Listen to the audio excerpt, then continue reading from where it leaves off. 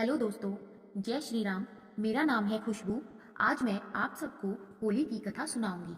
अगर आप मेरे चैनल पर नए हैं तो चैनल को सब्सक्राइब करें और वीडियो को अंत तक सुनें। अगर वीडियो अच्छी लगे तो एक लाइक और एक सब्सक्राइब एक शेयर करके मुझे सपोर्ट करें। चलिए शुरू करते हैं होली की कथा। बहुत समय पहले हिरण्यकश्यप नाम के राक्षस ने ब्रह्मदेव की तपस्या करके अमर होने का वरदान मांगा।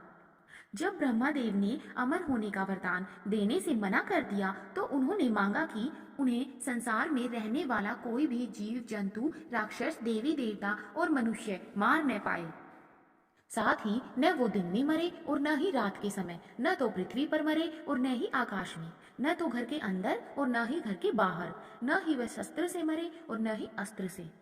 हिरण्यकश्यप की तपस्या से ब्रह्मदेव खुश थे ही, इसीलिए अमरता का एक वरदान के बदले उन्होंने उन्हें यह सारे वरदान दे दिए। इसे पाकर उसने हर जगह तबाही मचाना शुरू कर दिया। उससे मनुष्य ही नहीं देवता भी परेशान रहने लगे। वह अपनी शक्ति से दुर्बलों को सताने लगा। हिरण्यकश्यप से बचने के लिए लोगों को हिरण्यकश्यप की पूजा करनी पड़ती थी। भगवान की जगह जो भी हिरण्यकश्यप की पूजा करता वह उसे छोड़ देता, और जो उसे भगवान मानने से मना करता उसे मरवा देता या अन्य कोई सजा दे देता।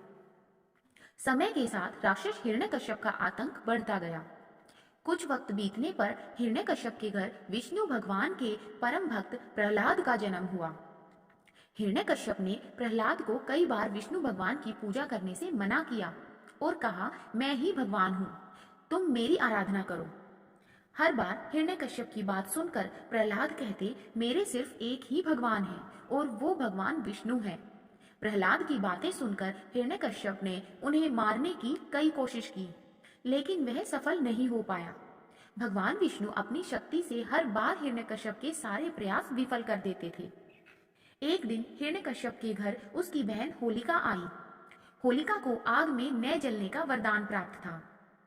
उसके पास एक कंबल था जिसे लपेटकर यदि वह आग में चली जाए तो आग उसे नहीं जला सकती थी। हिरण्यकश्यप को अपने बेटे से परेशान देखकर होलिका ने कहा, भैया, मैं अपनी गोद में प्रहलाद को लेकर आग में बैठ जाऊंगी, जिससे वह जल जाएगा और आपकी परेशानी खत्म हो जाएगी। हिरण्यकश्यप ने इस योजना के लिए हामी भर दी। उसके बाद होलिका अपनी गोद में प्रहलाद को बैठाकर आग पर बैठ गई।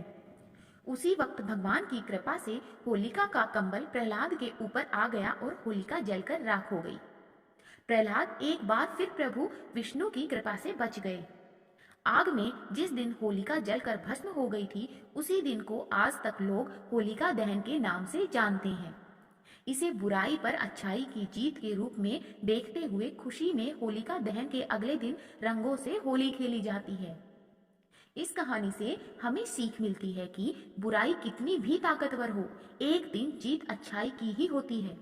इसी वजह से हमेशा बुराई का मार्ग छोड़कर अच्छाई का मार्ग अपनाना चाहिए। अगर कहानी अच्छी लगी तो मेरी वीडियो को लाइक करें, शेयर करें, चैनल को सब्सक्राइब करें। धन्यवाद। हेलो।